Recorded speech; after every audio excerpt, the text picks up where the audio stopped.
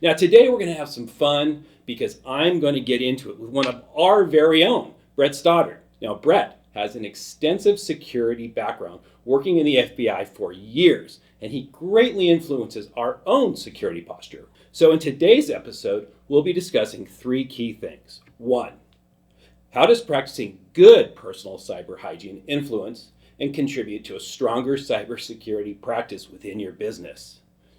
Two, how can businesses strike a balance between implementing strong security measures and maintaining operational efficiency? And finally, three, insights into significant cyber breaches in 2024, including the Change Healthcare ransom attack, as well as the National Public Data Breach. And we're going to discuss their profound impact they're having on the ever-evolving cybersecurity landscape. Hi everyone, welcome to One Step Beyond Cyber. My name is Scott Kreisberg, and I'm the CEO and founder of One Step Secure IT. Now I've been helping small and medium-sized businesses for decades, and so I decided to start this channel so I could share both my and my guests' insights on many topics surrounding safely living in today's complex digital world, as well as business growth strategies. Our podcast reach continues to grow month over month, and I want to thank all of you for your support. Now, if you're new to the channel or you haven't subscribed yet, you know what to do. You know the importance of the almighty subscribe button, and on top of that, you'll stay updated on all our latest content. All right, so let's get into it. Welcome, Brett. We really appreciate you taking your time today. This is your first episode with us on our podcast, so I'm actually been looking forward to getting together with you and picking your brain. So welcome aboard. Thanks, Scott. It's good to be here. I've watched all of our podcasts, and so I have learned some things myself as I've gone through it. Awesome. It's interesting to think about things in a perspective coming from somebody else's mindset.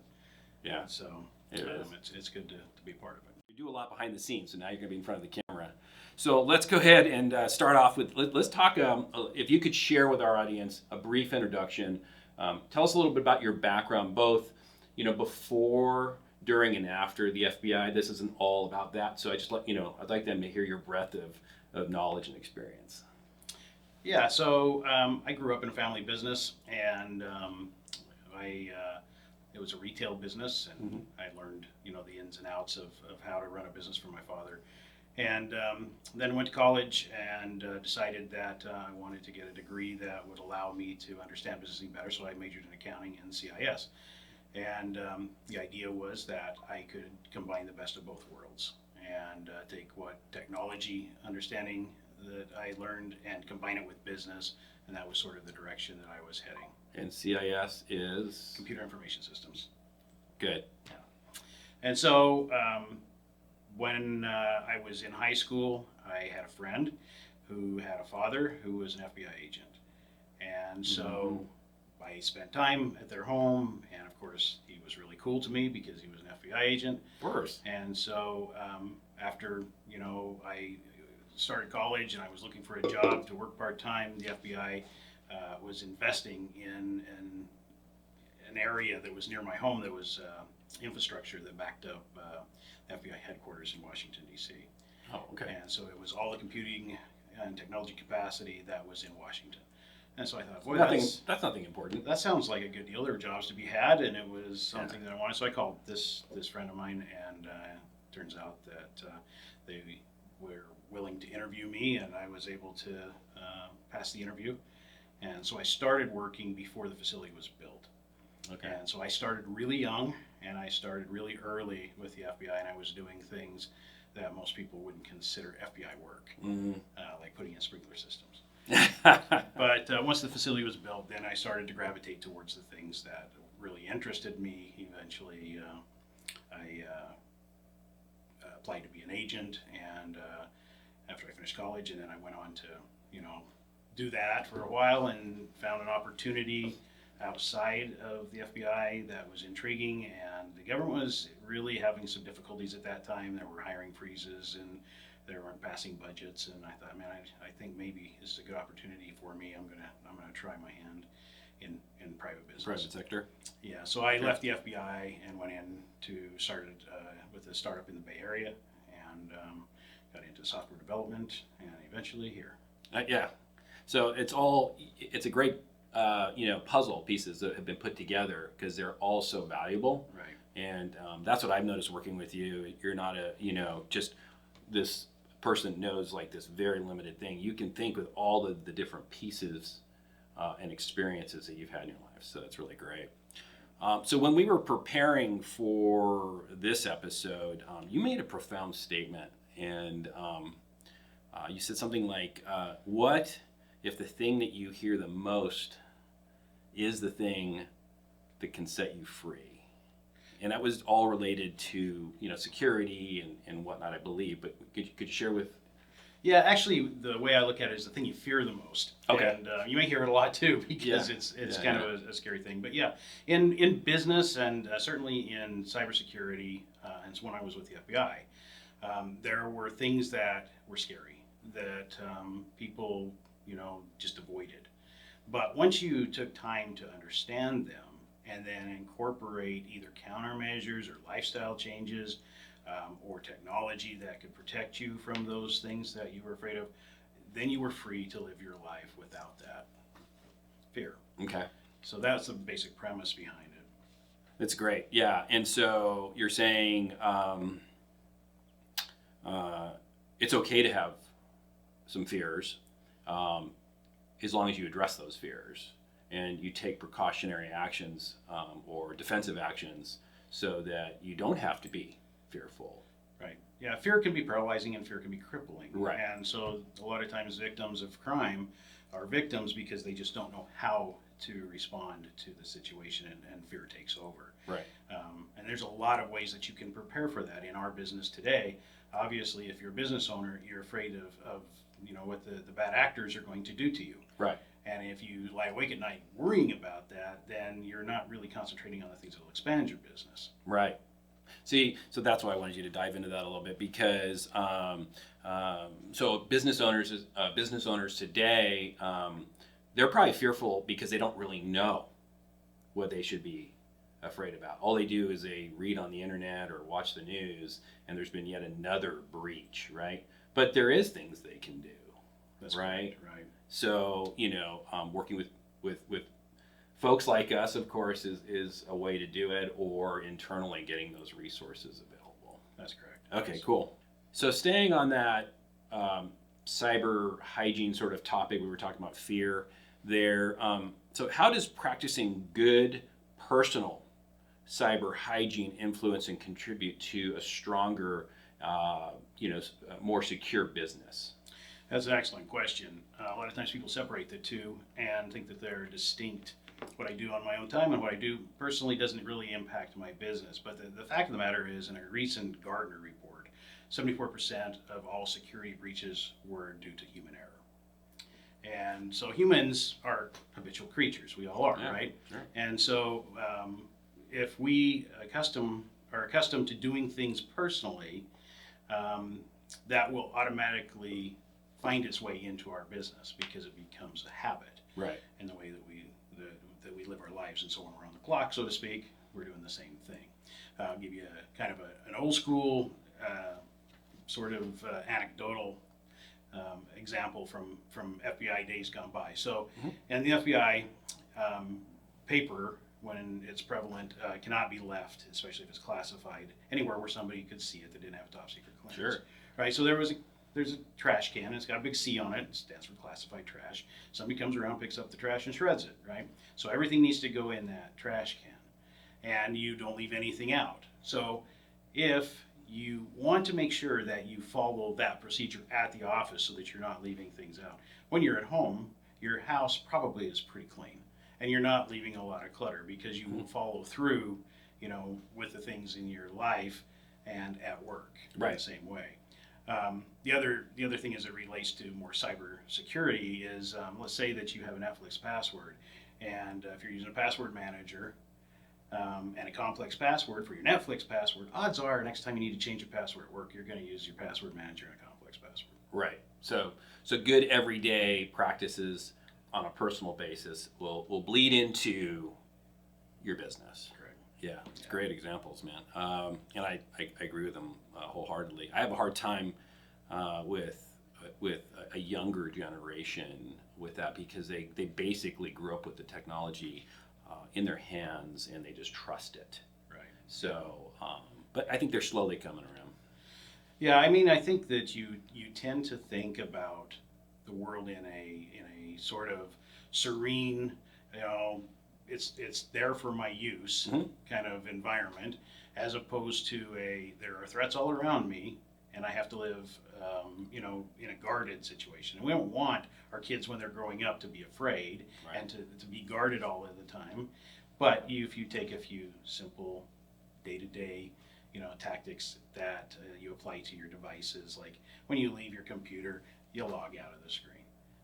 If you do that, then nobody can get into your screen because you got it locked. Correct. Right. Yeah, and then when you and I were growing up, you know, the things you had to worry about, you know, like stranger danger, like sort of like, okay, we teach our kid to do like certain very basic things. Don't talk to strangers, right? But those are all physical, right?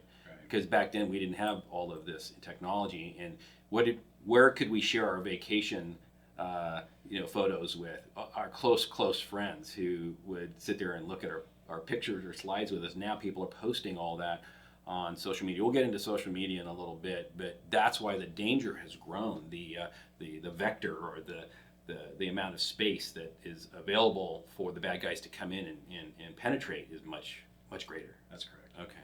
All right. So, so from your experience, what are some of the more common cyber threats businesses are facing today? I think that you know, businesses face the same, kind of carrying on from the previous topic. You know, from a personal standpoint and a business standpoint, the way that the threat actors get to you is the way that you're most vulnerable. And email is a pretty vulnerable way. Text messages are pretty vulnerable. So if they send you some deceptive email or text message or phishing email, and you happen to click on it, and frankly, 1/3 of all users of any device will fail a phishing test if they haven't already been trained to avoid those situations. So that just tells you how many people are sort of oblivious to the threat, even though they probably heard it on the news. But just clicking on something and then having that something do what it's been programmed to do, and sometimes the user doesn't know about it, is probably still one of the most prevalent ways that businesses can be compromised. Right. The other thing is people that use business devices for personal use, or they are working remotely and aren't taking precautions with a VPN or some way to make sure that they are not being spied upon by, you know, the guy in the next room. Right. The other thing is there's a propensity, I think, in human nature to take the easy way instead of the difficult way that might be the safer way. Mm-hmm. And so, you know, if you have to use MFA and it slows you down, or you can't get logged in because it keeps circling back and it's not working right, then you eliminate the MFA to go do what you need to get done, and then you forget to turn it back on again. And you'll find out later when we talk about some examples how that actually hit one company hard. Yeah, for sure. Yeah, we'll get into that balance of, you know, the exercise of security and the convenience of lack of security, right? So we'll get into that in a little bit. Yeah, I just think it's interesting that you know, people, you know, what they don't understand is if they click on something that is potentially malware, they're behind what's called a firewall, and they basically breach the firewall. So if your front door is just left open and anybody can come and go, it's kind of like, well, it's actually not like that. It's more like you have a locked front door and the doorbell rings and you just open it without asking who's at the front door, and verbally, you know, also doing like, hey, who's there, and seeing if that's accurate. You're just assuming, you know, you're kind of opening the door without. Yeah, and it's an interesting analogy that you're using, because the physical security, one of the things that I did early on in my career with the FBI was I was over both physical and cyber security elements that protected both the approach to the data center as well as the data that was on the machines inside the data center that was being stored electronically or transmitted, right? Right. And so I work with the HRT, and the analogy with the hostage rescue team, who was basically the counter group that came in to try and handle any threat that might be posed physically, was to look and see what it was from a cyber perspective that threat was trying to ultimately get to. They weren't trying to break into that facility to steal, stuff of value that was like the hardware, right, or money or any of those kinds of things. They were trying to steal information, right. And so you do have that same sort of mentality when you think about things from a physical perspective. You have different layers of security that you set up physically. So if you start at the perimeter, you've got gates and you've got fences and you've got things, hydraulic ramps, things that will stop vehicles from coming through. Further in, you have berms and things that make it hard to get a running start, if you're trying to ram it. You get closer to the building and then you have concrete that's reinforced with rebar that goes 4 feet underground and is 2 feet thick. So if they get through the first barriers and they get over the hills and they get to that, they're going to have to defeat that, right? And you've got sensors all along the way for early warning, and then you throw the countermeasures into play that would be trying to thwart the attack. And then you have the cyber countermeasures, which might be to bring down the systems and make sure that nothing can get handled. That's physically. very interesting. Yeah. From an electronic standpoint, you could have somebody that's outside the wall that has a device that's meant to try and penetrate and pick up those electronic signals. So you might have the barriers that are concrete, and you might have some steel caging. From there, you might wrap the entire data facility in steel and have ways to prevent the leakage of radio waves that could then be picked up by sensitive electronic equipment. Wow. So there's a lot of different ways that you take the physical and then the cyber and you mesh them together. And so for most companies, the firewall is a good way to keep people from getting through that first level. If they get past that, then you've got other things that you can have that are listening or sniffing for it. And ultimately, you want to know if those things are going to work, and so you have to test them from time to time. Absolutely. Yeah. Good. All good points. Yeah. Big. That was a big 40,000 footer that came right down in. Right. So all right. So we have seen some pretty major breaches this year, right? So what are your thoughts on some of these ones? Like we've had this national public data breach with the Social Security. We've had this massive ransom attack with Change Healthcare, and recently the biggest auto problem, right, where one of the major suppliers of management technology to dealerships had a problem and took down some huge percentage of dealerships for almost 2 weeks, right? So what are some of your thoughts on those? Well, I think they lead to sort of what we've been talking about up to this point. They harken back to those topics, which is sometimes the fundamentals are what prevent these things from happening. All of these were ransomware attacks. The first one that you mentioned, was a ransomware attack by a relatively unknown entity for a long, long time that was sort of a hacktivist. They call them a hacktivist. They're out there trying to, make themselves known for activist sort of purposes. That was the Social Security one, or was that the healthcare? That was the National Public Data, the Social Security one. And they it's a group called USDOD, and they have actually become more specialized in their approach. And when they hit this particular entity, it was a follow-up to hitting CrowdStrike, and we're all familiar with what CrowdStrike is famous for here recently. Their association with Microsoft and the breach there. But CrowdStrike, came out and basically explained how they got into their systems as well. And so this group is working with Other groups that I guess we refer to as ransomware as a service groups.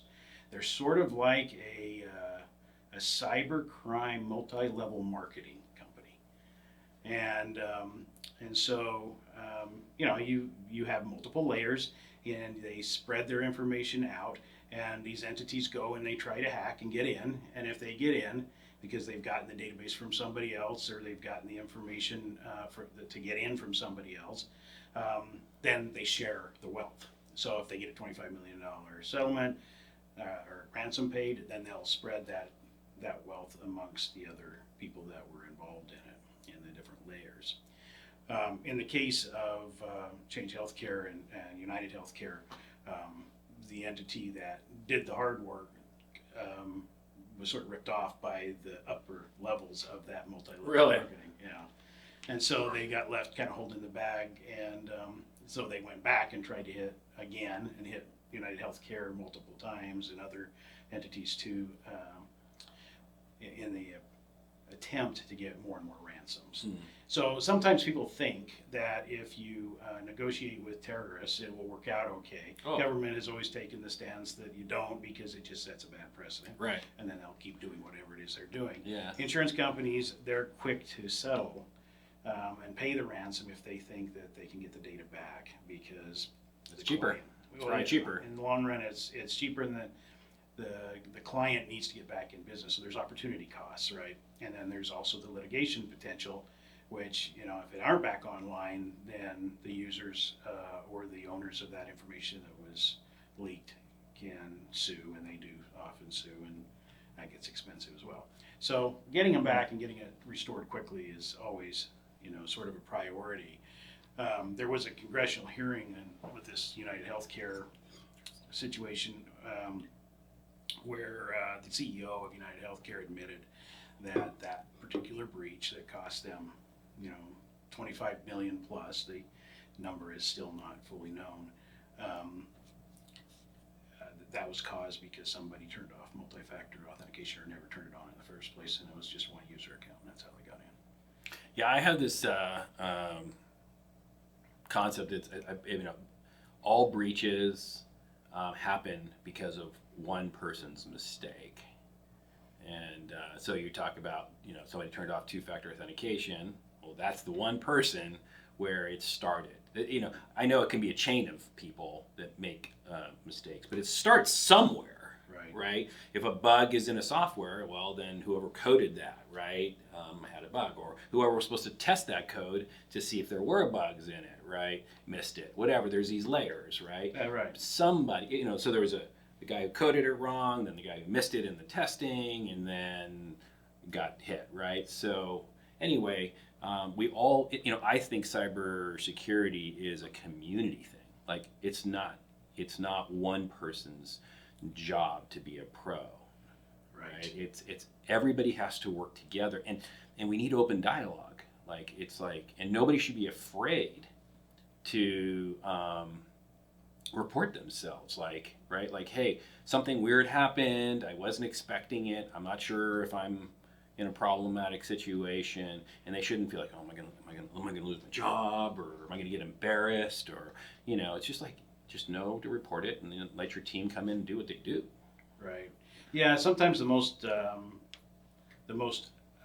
benign looking thing, or the most fantastical seeming thing, can be the thing that gets you. Right. So if it's benign, you're not paying any attention to it, and so it's easy for the criminal to get in and do what they need to do, because they made it real simple. With AI, it's even becoming more advanced, because they make stuff look so much more real. But then there's the fantastical stuff where they actually, are able to impersonate the voice or even the video image of an individual, and convince others to do things. Yep, 100%. And so there was a time not that long ago where they would say, "Oh, that could never happen." We'd be able to tell it was fake, right? But that day is upon us. Yeah, so we're living the Mission Impossible era now. All that stuff we see in those movies is happening now. Yeah, you mentioned AI just real quickly, and I I used to say to our clients, don't accept just an email request for, transfer of money or payment of a vendor, always do a verbal confirmation. But even that is now going to be a challenging situation where, the bad guys could have synthesized your voice to a point where, it sounds like you. Yeah, so you go back to the basics, which is why you use multi-factor authentication, because one is something and another one is something you are, right? And so your phone, if you have a phone that has biometrics, you are what opens your phone. So you take the next best approach when it comes to like a transfer of money, and you use a verbal. That's a code word that only the two of you know. Right. Yeah, I think that needs to be implemented more and more. It's just with what's that code word? Cool. So we're talking about a lot of good stuff here and things to be watching out for. Are there any particular cybersecurity tools or technologies that you feel fit most or all businesses so that they kind of can check off the box that they've got these things under control? Well, there's always going to be the fundamentals, right? Yeah. So, the way that people tend to have breaches occur the most, the insurance companies identify. And your rates, if you're buying cyber insurance, are based upon whether or not you plug those holes. Well, there's one thing they should have, right? So you should have cyber liability, because what they're going to do is they're going to run you through an assessment. And in that assessment, they're going to ask you a litany of questions, some of which are really hard to answer, and some of which you're going to go, I don't know how to do that. Mm-hmm. And you're going to need to have some help doing that. Right. But it makes you think about the stuff that you aren't doing, and it makes you re-examine the things that you are doing. And you need to look at your network. What I would suggest is that businesses look at their own particular network and the footprint of that network, and then determine what systems are critical for that business to work. And then what sort of protections do they have in place for those critical systems? And we buy insurance to get us back up if we were to go down, but the insurance can't get you back up. So it's easier to just not go down in the first place than to try and bring it back up. So the better you protect those, the safer that you will be in the event of somebody trying to get in. The other thing is to look at software, and operating systems, and even your firewall, your antivirus definition files, things that are really basic, but keep them up to date. Mm-hmm. And that's kind of an obvious thing probably for some people. Of course, you keep it up to date. You want to be on the latest thing, but you'd be surprised how many don't apply the latest patches.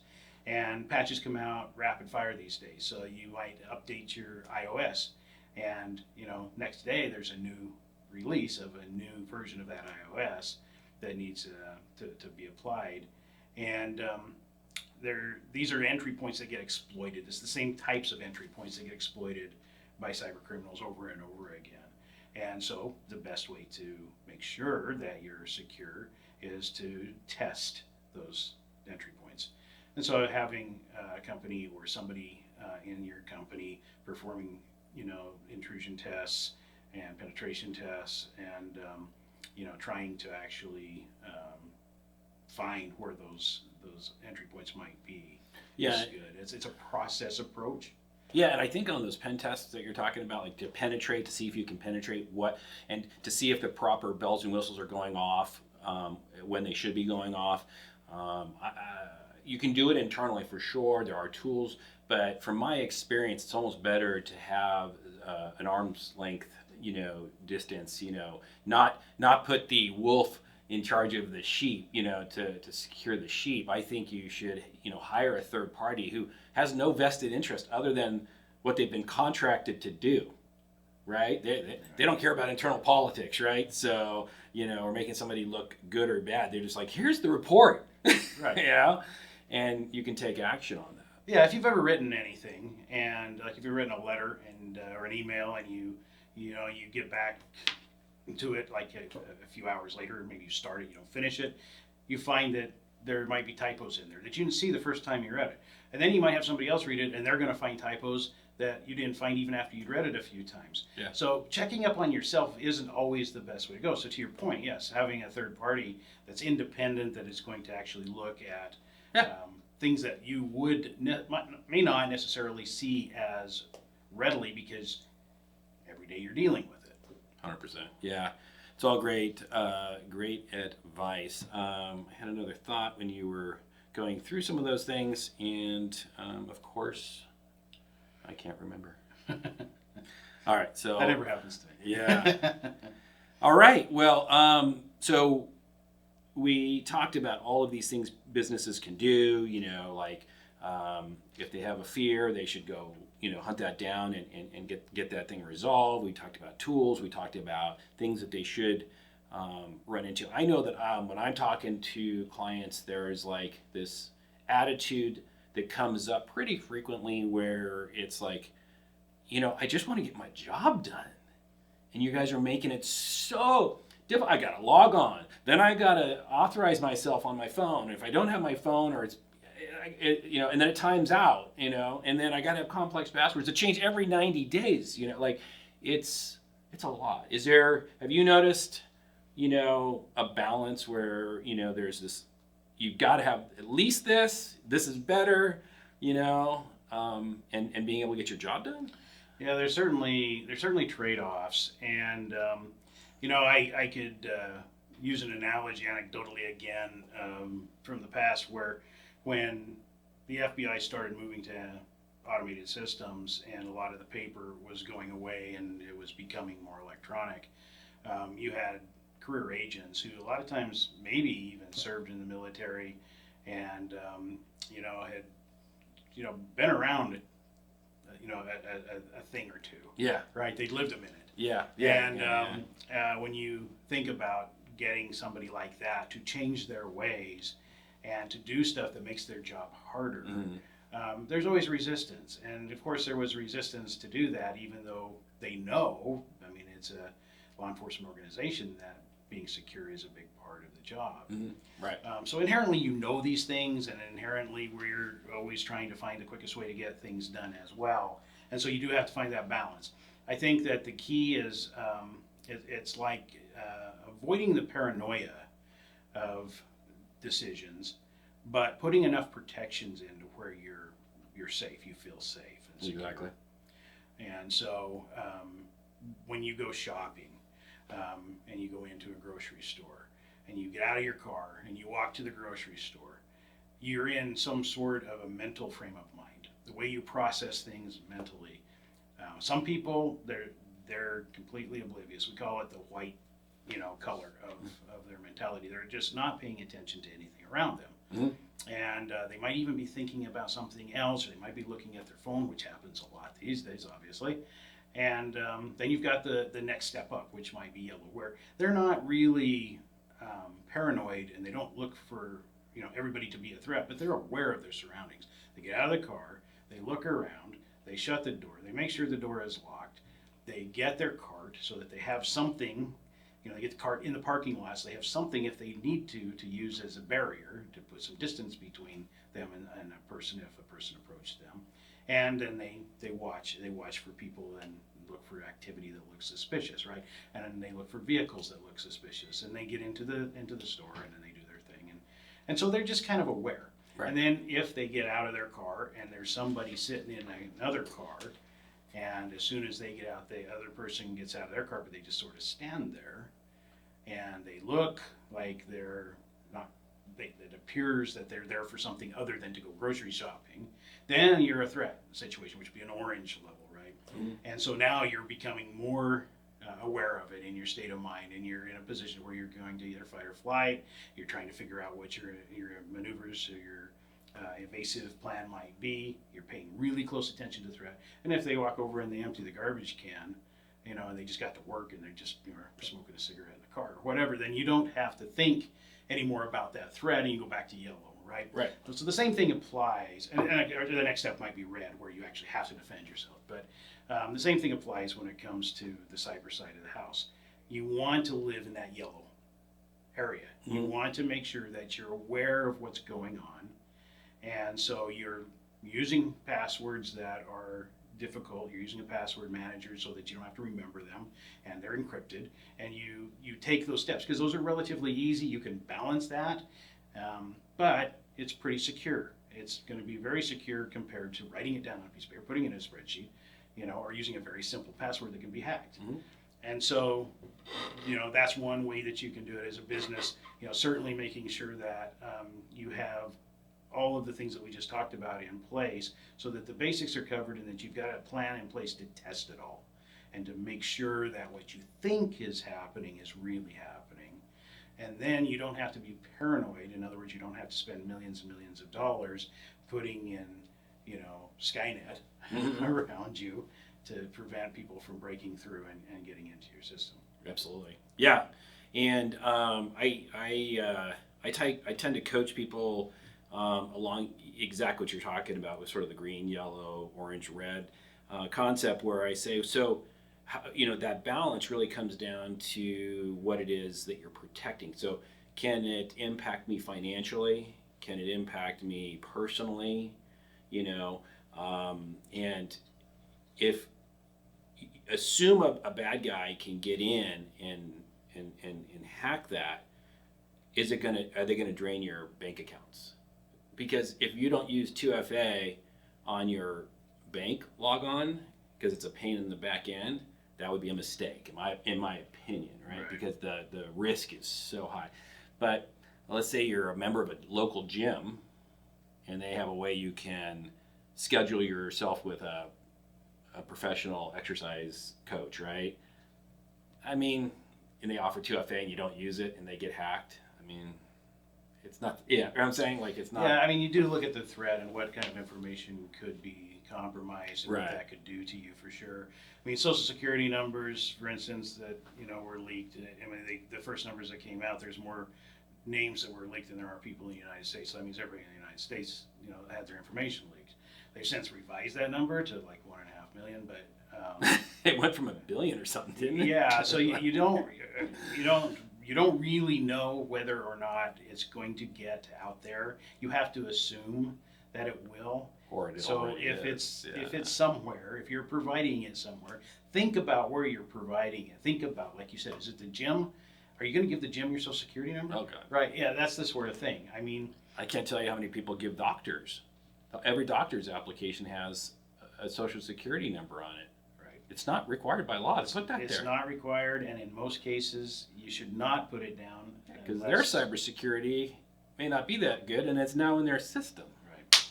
Yeah, and the problem is, if you really think about it, the place that a social security number is needed and necessary is to get money when you retire, right? That's your social security number. So it's also to get loans. It is your unique identifier for monetary purposes. Right.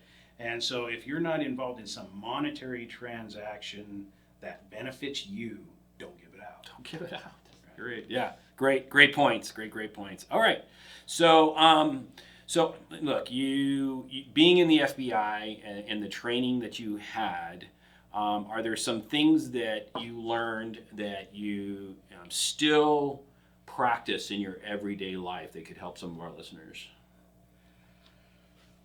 It's a big one, I know, and it's probably personal security, which if you want to touch on that, it's fine. But if there's any, because you did all that cybersecurity stuff, is there anything that you learned, and you might have already hit it, passwords or whatever, but. I think that probably what I get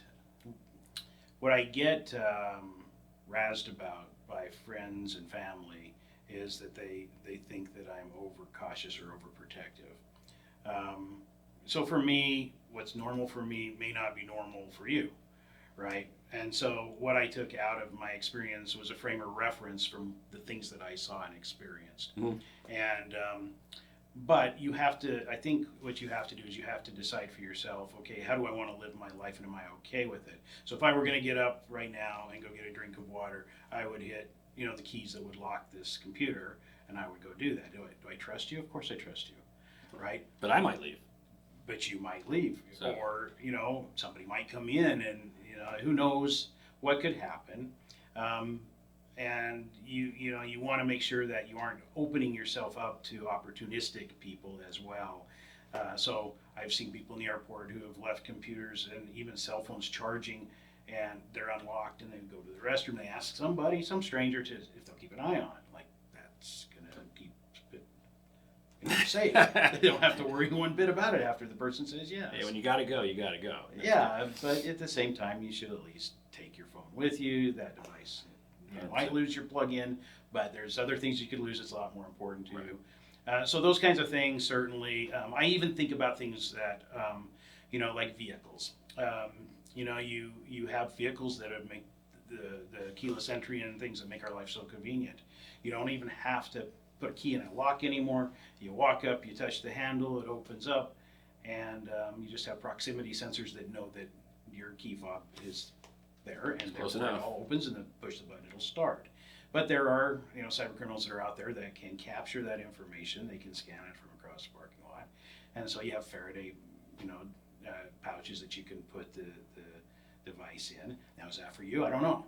But it's something that might be for some people because they've had an incident where somebody's attempted to steal their vehicle.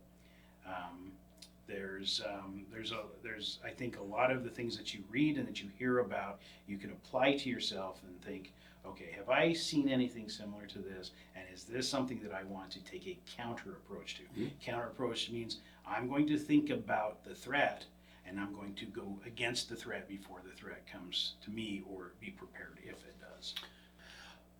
That was really good, and I think people do harp on you or bring to your attention or tease you, whatever, because of your experience in the FBI and whatnot. And so you do take precautions to a much greater degree than anybody I know, and that stuff has been gleaned on me, and so I even do a lot of it now.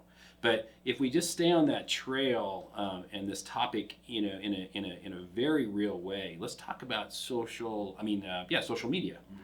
Mm-hmm. So, do you view social media as any sort of potential security issue for people? Because today, they post what kind of yogurt they ate last night, right? Or their birth dates up there, or their family members are all connected, right? With Facebook, who's your parents, who's your daughter, kids, or whatever, right? And do we have to care about this?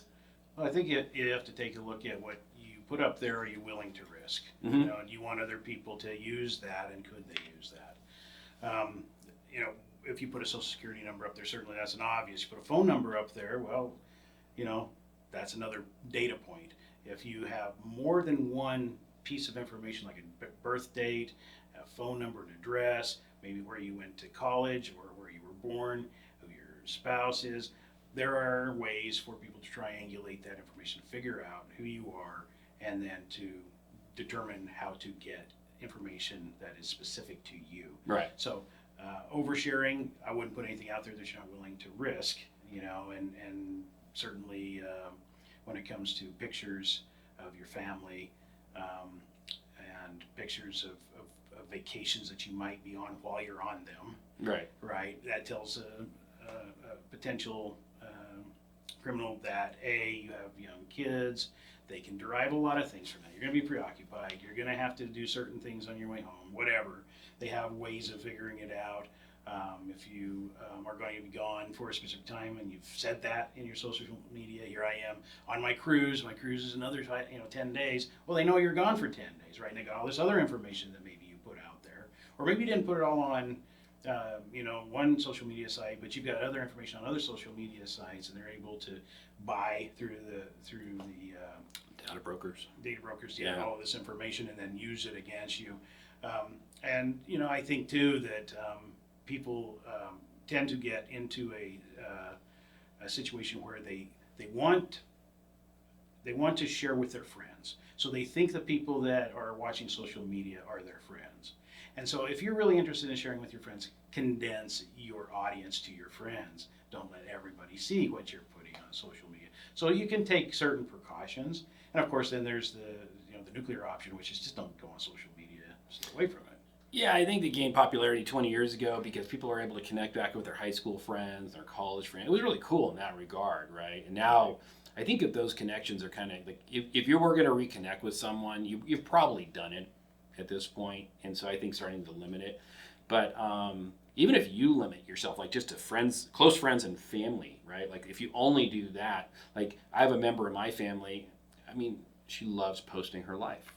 To her, that's what gives her joy. So even if I limited it and she's in that group, she could repost it, and her broad market, her, all the people that she's friends with now are gonna see. So you have to be really cautious. And I heard recently that somebody was faking being a bank, and so they had scraped enough information about this person. So when they called and said, "Hi, this is your blank bank," right? And they said, "We're going to need you to do the following," right? And let me just verify I'm speaking to so and so. They're saying it, which is usually the wrong flow, right? This is so and so. Your birth date is such and such. You live at such and such, and your phone numbers. Yeah, okay, great. And so that person bought it hook, line, and sinker. I must be talking to my bank because they know that information. It's also out there, completely available to be bought. Yeah, and I think that social media is like any other area where you get a bunch of people that congregate together in an environment, and so there are certain websites and there are certain platforms and places where people can go and do the same thing. And sometimes those are spoofed and they become targets. So when people click on them, they get maybe some sort of a message that says, we blocked your computer. Now, someone that's more sophisticated might understand that that's what's going on, and I don't have to call this number. But then there's the other people that don't. They might be older and not have had that experience because it's all happened in the last decade or so, where it's really started to take root. Yeah. Oh yeah. If you're in your 80s, you may not be paying attention to that anymore. 100%. And so they take advantage of those situations. And of course, Hollywood is great for building movies around these premises, right? The thing that's really interesting is that a lot of times art mimics reality, and what has happened in reality then becomes a platform and an idea for some sort of a Hollywood production that is based on reality. Absolutely. And other times it's total fiction, but it eventually becomes reality. Yeah, I think I've seen more of that, or when you watch some of these espionage movies or something like that, and you're like, the government can't do that or something. And then who's the famous hacker that now lives in Russia? Snowden? Yeah, like John Snowden. Anyway, it's Snowden. It's Snowden. And he now lives in Russia. And he revealed that the government could turn on your camera and could do all these things. And they were recording everything and all that. And nobody thought that was real. Like, everybody thought that was like baloney until it was, released. That was information. So. Yeah, that's right. And there's more information, I think, that people are learning every day about what the government can and can't do, and what criminals can and can't do, right? And we like to think that the government can, keep us safe, that the FBI and the CIA and the NSA and all of these agencies are out there to protect us from the bad guys. But they can't be everywhere. There's only 10,000 FBI agents when I was in the Bureau, and you can't have enough protection. You have to be your own advocate. 100%. All right, so I think we're getting close to the end here, but I have at least one more question for you. So look, you have this background. It served you well, and so I'd be interested in some of the precautions that others could consider valuable from your everyday experience and from what you learned in the FBI. Yeah, I think that I could give you an experience from my own life. Good. Back in 2009, there was this individual named Satoshi Nakamoto. We think he's an individual, could be a group of individuals, but he created blockchain and Bitcoin. Okay.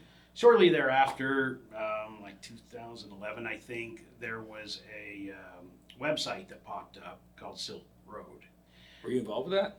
And the FBI investigated that. Okay, The FBI brought that thing down. And the thing that's really interesting about it is that I learned from a friend of mine that was a broker about this new thing called Bitcoin. Man, I wish you would have bought all of that. I did buy some. So that's the thing, right? It's like, so I bought Bitcoin thinking, oh, well, it sounds cool. This blockchain technology sounds cool. NVIDIA was really doing well at the time. Still doing well, but it was doing extremely well back then. And so I decided to go ahead and buy some Bitcoin. And it was cheap. Yeah, was it like under $1? when I bought it was $30. $30. $30 a coin, and I bought 10 coins. You could retire, man. Yeah, so I'm like, I'm gonna throw a lot of money at it. I'll throw $300 at it, right?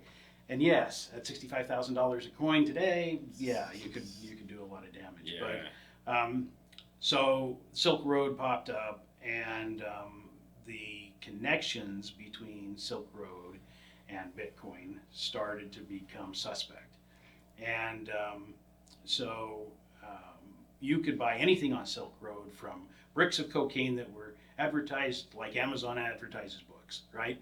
Or you could do, hits, hire people to do all kinds of illegal activities on your behalf.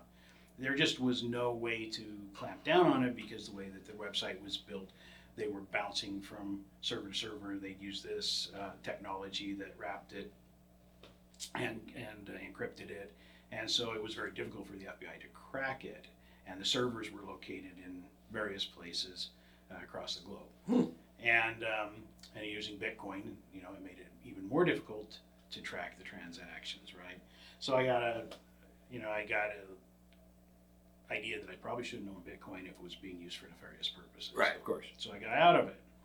And so a couple of years later, I think it was in 2013, is when Silk Road, the investigation came to a head, and the arrest was made, and the website was brought down, and Bitcoin just kind of continued to eke along, right? And I never went back because I had a sort of sour taste in my mouth about the whole experience and about what Bitcoin was. And it's interesting to see how technology, can work for our benefit, and how technology can work to our detriment. Sure. Ransomware is paid in what? Crypto. So you know that there's still going to be some sort of criminal activity associated with things that are difficult to trace. Mm-hmm. And when we start getting into those areas, like I got into, now granted I didn't get wrapped up in the sting operation, but and I was out of the FBI when it came to a head. But you want to take a look at things, especially as AI starts to develop, and really scrutinize the things that you're going to do. Mm-hmm. So today we've been talking about things benign for the most part, like social security numbers, but can really hurt you if they get in the wrong hands. Right. But if you get into an AI situation where somebody can take Scott Kreisberg and recreate Scott Kreisberg and all that Scott Kreisberg is, now they can do some really damage to the real Scott Kreisberg. Yeah, Right? 100%. And so, and that's already available. So I just want to make sure everybody understands that they can take, like, I don't know, something like a few seconds. My videos are up on YouTube, right? So they can scrape that, and then AI can have they can actually make a fake Zoom call. exactly. And so you want to think about those aspects in technology as technology advances, and it makes our life better. Your Tesla backs itself out of the garage, and It drives itself. You have it do all kinds of things for you, but understand that that is another avenue for a cyber criminal, to try and exploit. For sure. And the bigger and the more prevalent those things become, the bigger target they're going to have painted on them.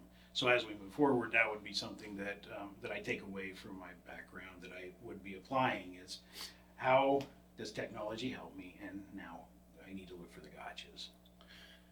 Yes. And I was just thinking that was the moral of the story, and you brought it all together. So AI is here. It's out of the bag, right? And so legislation isn't catching up fast enough to rein it in. So private businesses are going to do as they see fit, right? So everybody listening to this needs to spend some time to understand what it is, where it's at today, what it can do today. Otherwise, they won't know if they're going to be exposed to a potential threat. So great closing question. I've got nothing else for you. I think this has been great. We'll have to do another one, Brett. Sure. All right. Sounds great. It's All great right. to be here. Thanks, man. As we end this insightful conversation, we want to extend our sincere gratitude to Brett for sharing his expertise and insights with us today. We gained valuable perspectives that will undoubtedly inspire our listeners. Thank you for tuning into today's episode. If you found this conversation engaging, you won't want to miss the previous episode featuring Agent Crew discussing e-commerce challenges and their unique strategies in the wine e-commerce business.